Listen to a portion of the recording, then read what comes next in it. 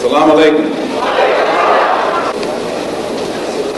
Mr. Moderator, our distinguished guests, brothers and sisters, our friends and our enemies.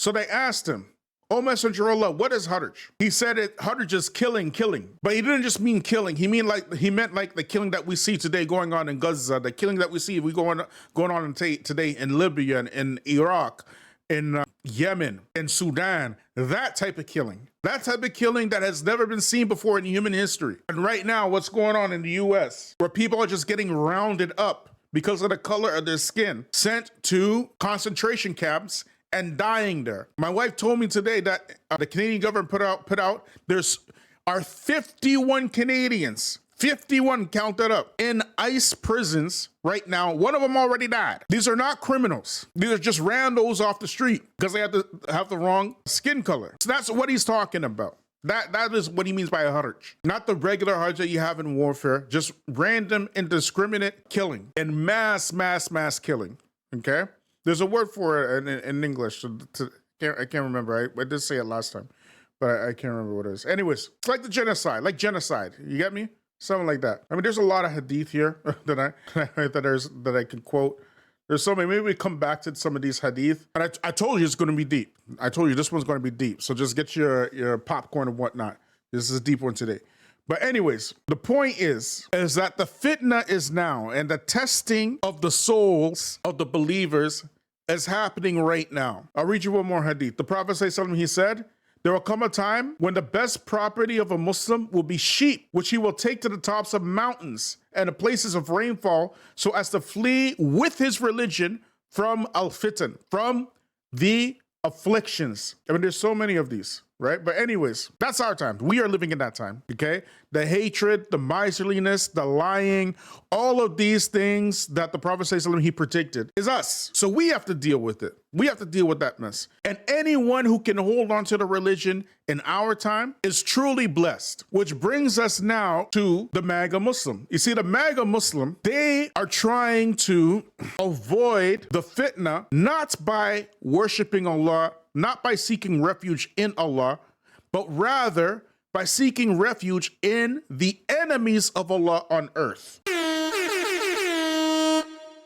That's what they are trying to do. So they trade their religion for comfort, and then they call that nuance. And the enemy of Allah on the earth is not hiding the fact that he's the enemy of Allah on the earth. He's out here telling you that, yes, we're going to do a Muslim ban. We are going to imprison the Hamas. Who is the Hamas? Pro-Palestine protesters. Talking about protesting, I want to go back to the first hadith, because I did mention about this hadith. When the Prophet ﷺ, he was talking about the signs of the last days and whatnot. And then he talked about, one second, family, just get this hadith up here. Where is it? There we go. So the Prophet ﷺ, he said, where a believer, when the one who was sitting will be better than the one who was standing. And the one who was standing will be better than the one who was walking. And the one who was walking will be better than the one who was running. In my opinion, this is just my opinion. I'm not making a fatwa here. But to me, when I read this, I think of protest, okay? That's what I think of. I think that the one who, and when it comes to the protesting, the one who is sitting, the one who is not, engaging, is better than one who is standing in these protests. And one who's walking in these protests is better than the one who's running in these protests.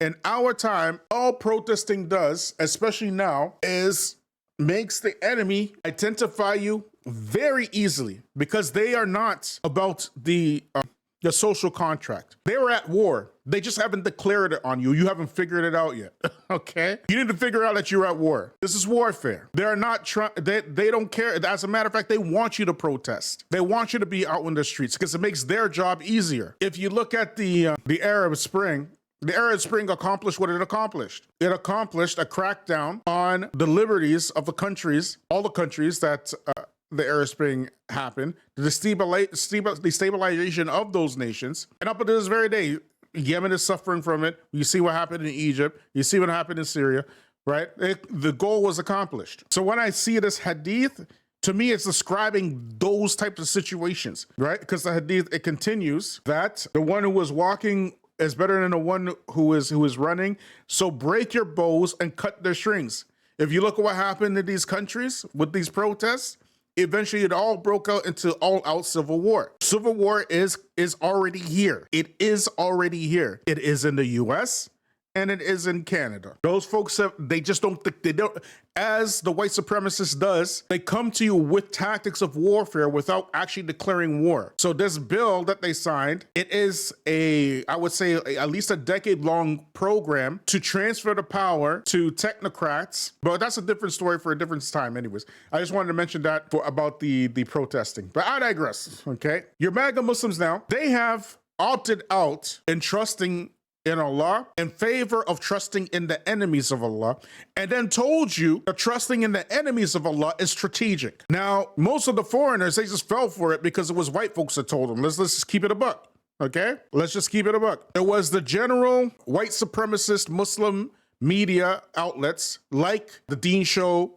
like Five Pillars, like Andrew Tate, like Sneeko, like every single white Sufi in the US, Hamza Yusuf, Ismail Royer, who else? And even the Arab ones like, whatchamacallit, what's that dude's name in? Shadi al-Musri. Them folks, Daniel Hakikachu, you went for it. Allah says one thing, the Prophet Muhammad says one thing, you go completely the opposite side. It couldn't be any clearer.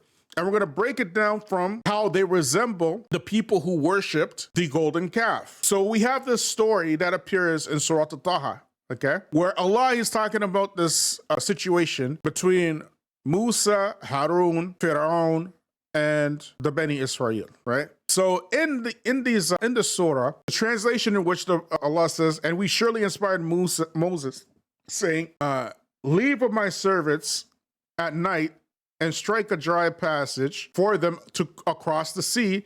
Have no fear of being overtaken or be concerned of drowning, okay? So at this point, Musa, alayhi salam, is being guided to the sea, and Allah's ordering to strike his staff on the sea, and Allah will split the sea, and so they can have a path to run across it, right? So, and that's exactly what they did, right? Then Allah, he says, فَأَتْبَعَهُمْ فِرْعَوْنُ, one second here. فَأَتْبَعَهُمْ فِرْعَوْنُ بِجُنُودِهِ